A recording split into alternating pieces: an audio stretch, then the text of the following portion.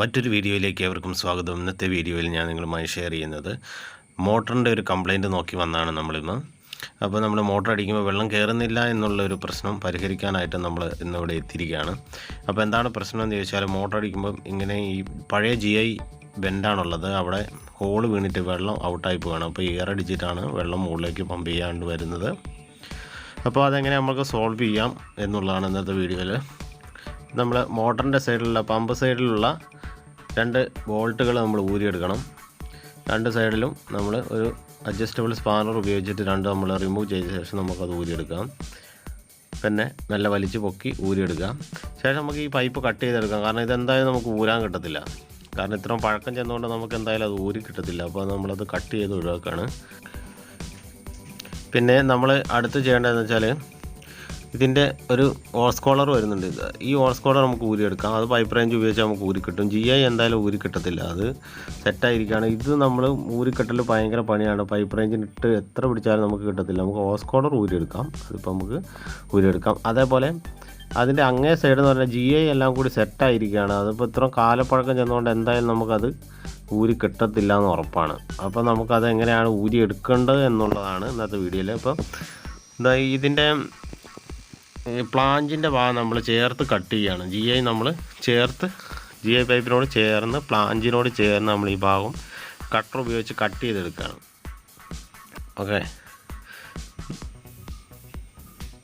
Cut ചെയ്തെടുത്ത് ഇതേപോലെ cut ചെയ്തെടുത്ത ശേഷം നമുക്കൊരു ഉളി ഉപയോഗിച്ചിട്ടോ സ്ക്രൂ ഡ്രൈവർ ഉപയോഗിച്ചിട്ടോ ഇതിൻ്റെ സൈഡൊന്ന് നമുക്ക് അടിച്ച് ഒന്ന് സൈഡാക്കേണ്ടതുണ്ട്. അപ്പോൾ അതിൻ്റെ സ്ക്രൂ ഒക്കെ നമ്മൾ നോക്കണം. എന്നിട്ട് ഒരു ആക്സോ ബ്ലേഡ് എടുത്തിട്ട് നമ്മൾ ഇതേപോലെ കട്ട് ചെയ്യുക.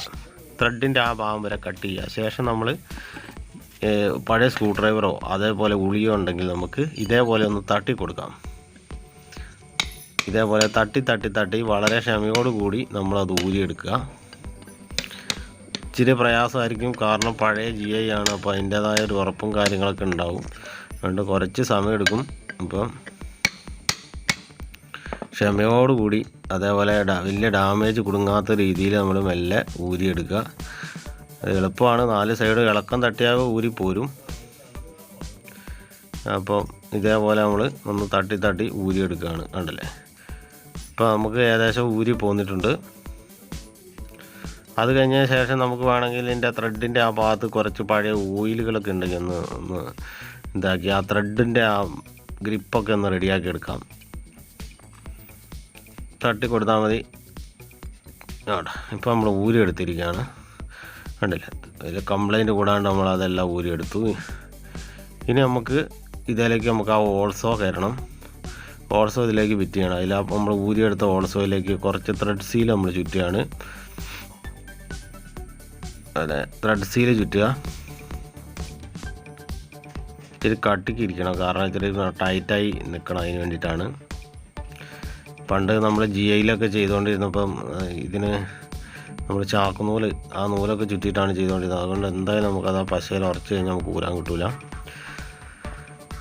അപ്പോൾ നമ്മൾ ഇത്ര മതി. ഇനി നമുക്ക് കുറച്ച് ഷെല്ലാക്ക് കയ്യിലിടുക.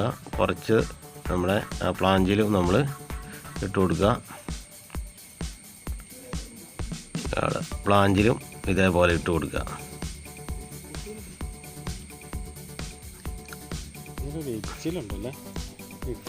ഓക്കെ, ഇനി നമുക്ക് അത് ഒന്ന് അതിലേക്ക് ഇട്ട് ടൈറ്റ് ആക്കാം. നല്ല ക്ഷമയോടുകൂടി നല്ല ചെയ്യാം. ഇനി പൈപ്പ് റേഞ്ച് ഉപയോഗിച്ച് നല്ലോണം ടൈറ്റ് ചെയ്യണം. ഇല്ലെങ്കിൽ നല്ല പോലെ ടൈറ്റ് ചെയ്യണം, ഇല്ല ലീക്കിന് സാധ്യത വരും. അതുകൊണ്ട് നല്ല രീതിയിൽ ടൈറ്റ് ചെയ്യാം.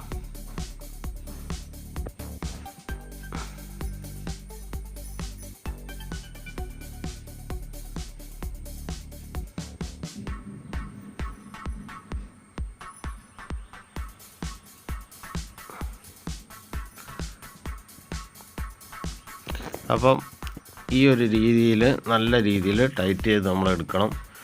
അപ്പം ഇച്ചിരി ക്ഷമയോട് കൂടി ചെയ്യേണ്ടി വരും.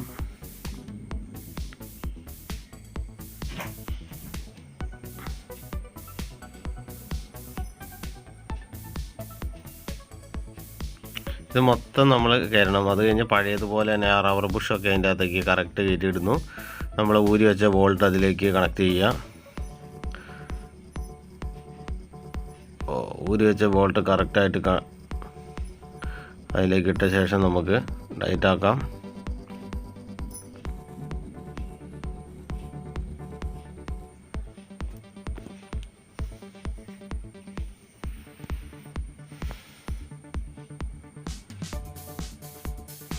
അഡ്ജസ്റ്റബിൾ സ്പാനർ ഉപയോഗിച്ച് നമുക്ക് അത് ടൈറ്റ് ചെയ്തെടുക്കാം.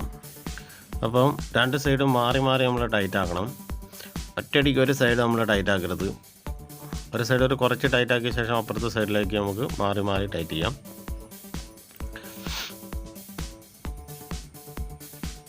ഓക്കെ, ഇനി നമുക്ക് ബാക്കിയത്തെ ടൈറ്റ് നമുക്കിത് ടൈറ്റ് ആക്കിയ ശേഷം നമ്മളൊരു പൈപ്പ് റൈൻഡ് ഉപയോഗിച്ചിട്ട് ഈ ഒരു രീതിയിൽ നമുക്ക് ടൈറ്റ് ചെയ്യാം. അത് മൊത്തം കയറണം.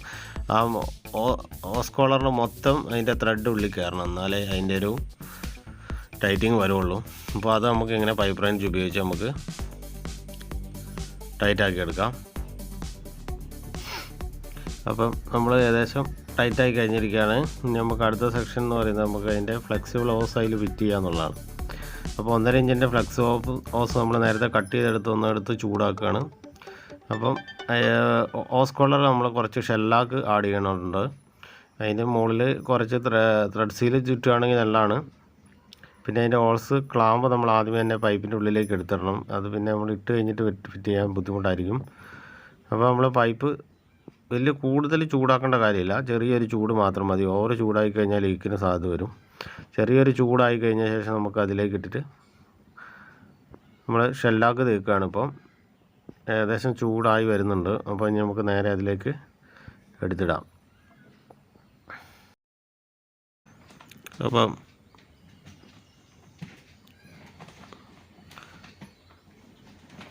ഈ ഒരു ചൂടിൽ മതി. ഓക്കെ, അപ്പോൾ നമുക്കൊന്ന് ജസ്റ്റ് ഇട്ട് നോക്കാം. എന്നാൽ അത് നമുക്ക് ഇവിടെ നിന്ന് ഇടാനൊക്കെ ഇച്ചിരി പ്രയാസമാണ്. ചെറിയൊരു സ്ഥലമേ നമുക്ക് കിട്ടിയിട്ടുള്ളൂ. അപ്പം ഈ ഒരു രീതിയിൽ നമ്മൾ അതിലേക്ക് കയറ്റിയിടുക. അത് കഴിഞ്ഞ് കയറ്റി കഴിഞ്ഞ് കഴിഞ്ഞാൽ നമുക്ക് ആ ക്ലാമ്പ് നമുക്ക് സ്ക്രൂ ഡ്രൈവർ ഉപയോഗിച്ച് നല്ലപോലെ ടൈറ്റ് ചെയ്ത് കൊടുക്കാം. ഓക്കെ, അപ്പോൾ ഈ ഒരു രീതിയിലാണ് ഇപ്പോൾ നമ്മൾ ചെയ്തിട്ടുള്ളത്. അപ്പോൾ നമ്മുടെ വീഡിയോ കംപ്ലീറ്റ് ആയിരിക്കുകയാണ്. അപ്പോൾ നിങ്ങൾക്ക് ഈ വീഡിയോ ഇഷ്ടമായി തീർച്ചയായും നമ്മുടെ ചാനലൊന്ന് സബ്സ്ക്രൈബ് ചെയ്യുക, ഷെയർ ചെയ്യുക, ലൈക്ക് ചെയ്യുക. മറ്റൊരു അടിപൊളി വീഡിയോയുമായിട്ട് ഞാൻ വീണ്ടും വരുന്നതായിരിക്കും. Thank you.